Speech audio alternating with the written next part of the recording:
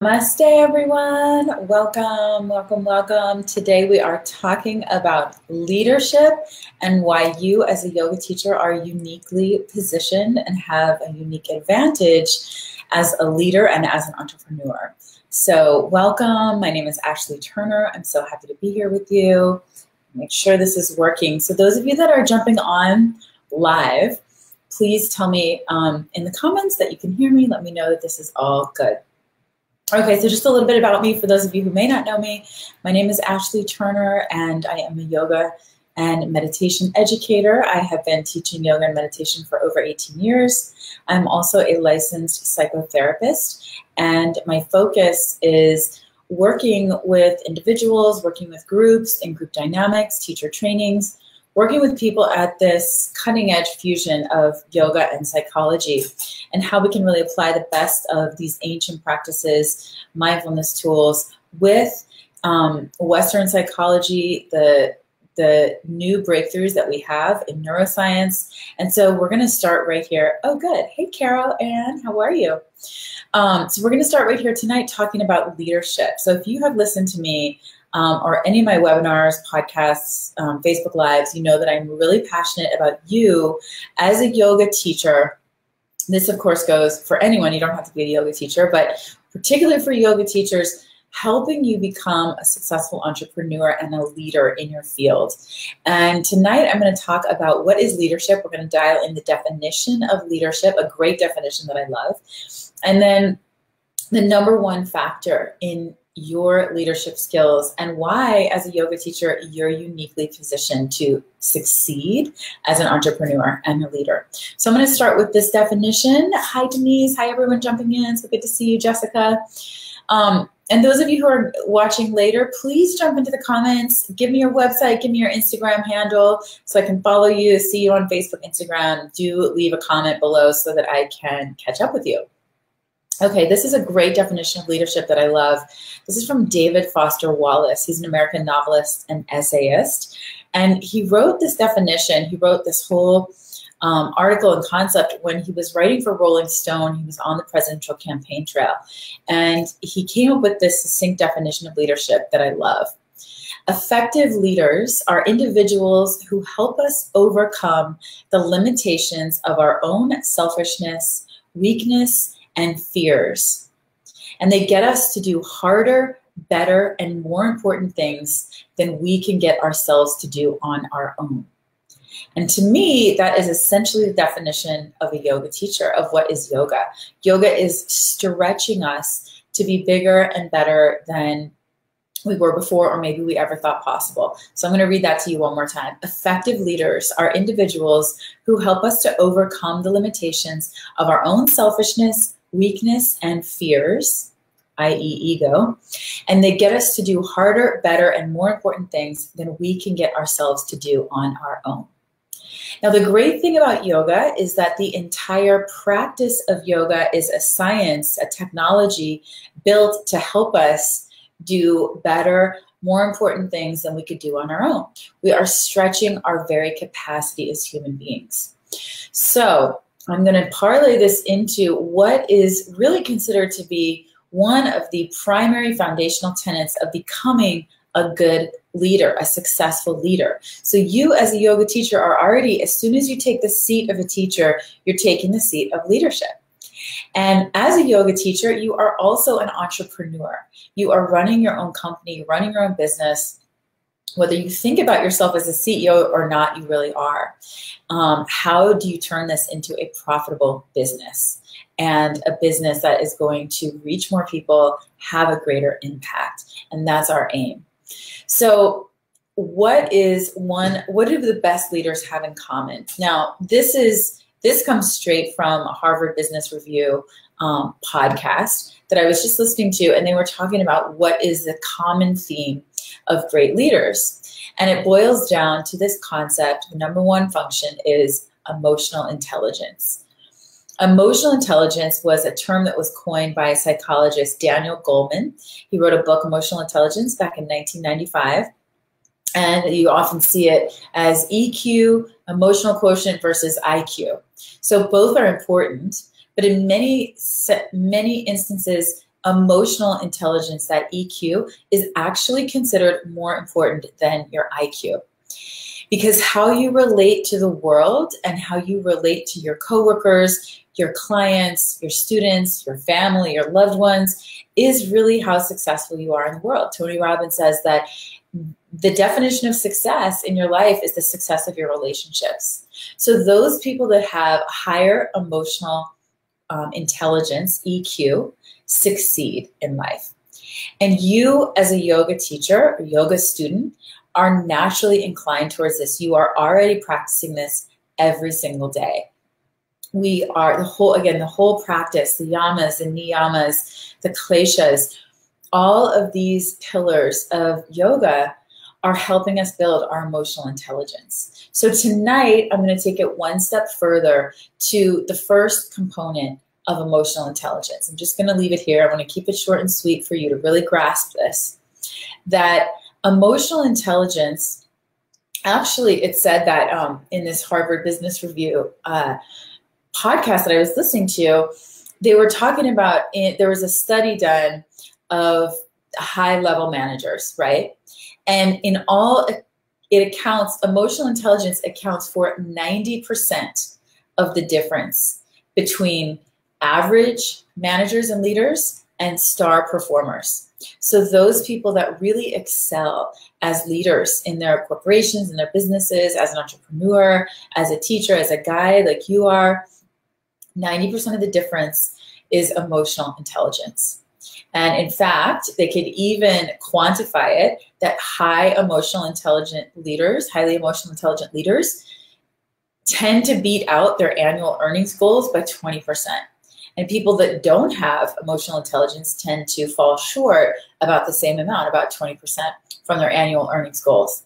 So this really is a quantifiable difference. Okay, so there are 5 components of emotional intelligence, but we are just going to tackle one tonight. The first component of emotional intelligence, again, this is by Daniel Goleman. You can look all of this up. First component is self-awareness. Self-awareness is in the yoga technology called svadhyaya. S-V-A or S-W-A means sva, means self. So self-study. Svadhyaya means self-study. I'm going to put it up here for you in the screen. Okay, I hope I'm spelling this right.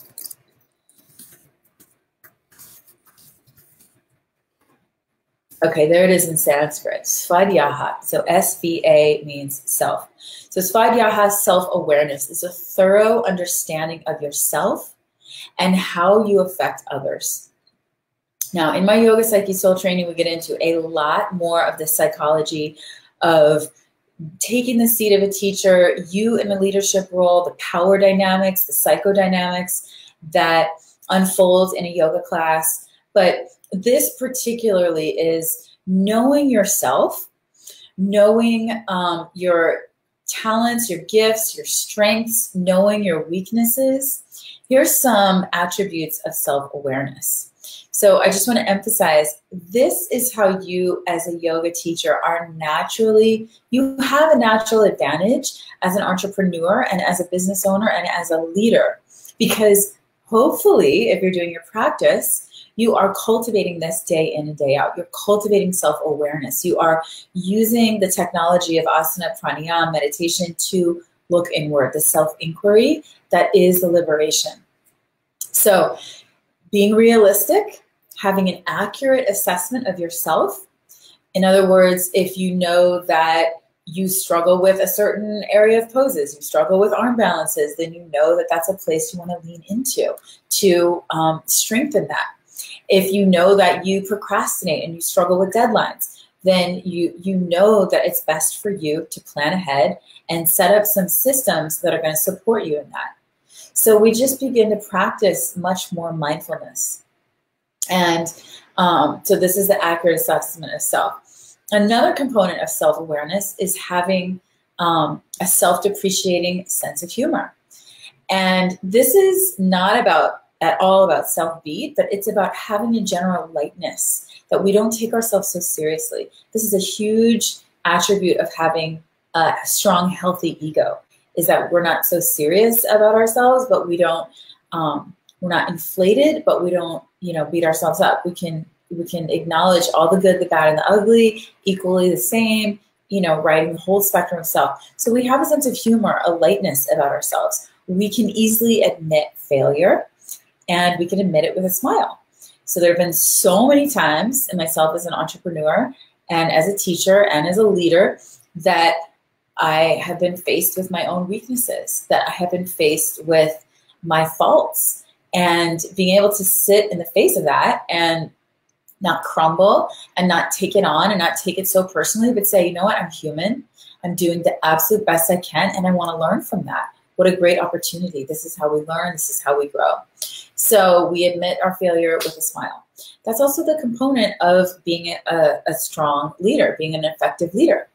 Okay, emotional self-awareness. Now this is key. This is where we really get into the yoga psychology of knowing how to process your emotions, so that when you're faced with a challenge of not getting the class that you want, or not getting as many signups on your retreat as you want, or having a student or a client give you some constructive criticism, you are emotionally self-aware, and you know the practices that you need to do to go and clean up your side of the street, process your stuff, come back clear, whole, engaged.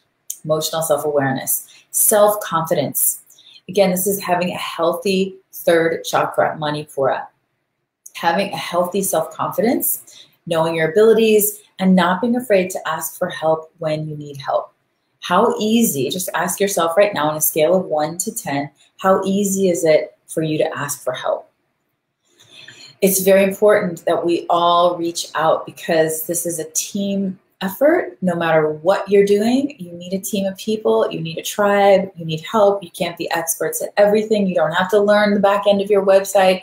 You don't have to learn, every single bone in the body. I don't know every single bone in the body. You don't have to learn every Sanskrit word. You just ask for help, and you easily, in front of your students, say, you know what, I don't know.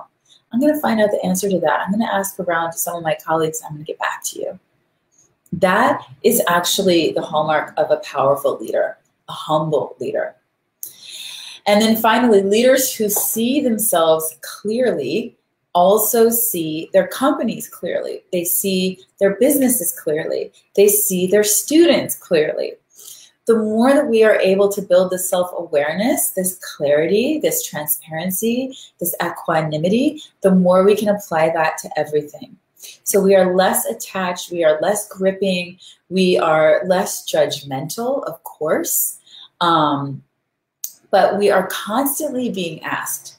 Leaders, again, you in the seat of a teacher is you in the seat of a leader. You are constantly going to be asked to assess capabilities of yourselves and of others. And this is a necessary component. In other words, when you start to build your team as a yoga teacher, whether it's your virtual assistant, your assistant on a yoga retreat, you want to be able to assess, who is this person? What are their capabilities? Where do they best fit on my team? Are they a good fit for my team? Also with your students, being able to give them clear feedback, non-judgmental, clear, unattached feedback. That is you as a coach. That is you as a leader helping to reflect to them. Okay, so that's a lot of information. But the biggest point that I just want to get across to you all is that you as a yoga teacher are already cultivating the qualities of being a powerful leader, which is also being a powerful entrepreneur. So these qualities of emotional intelligence, the first one being self-awareness or svadhyaya, being able to see yourself and everything and everyone around you as it is. In yoga, we call this clear perception. And this clear perception is viveka. Viveka means discernment. I'm going to add this Sanskrit word so you get this. Viveka means to see things clearly, that we're able to use the sword of our awareness to peel away and see clearly what is.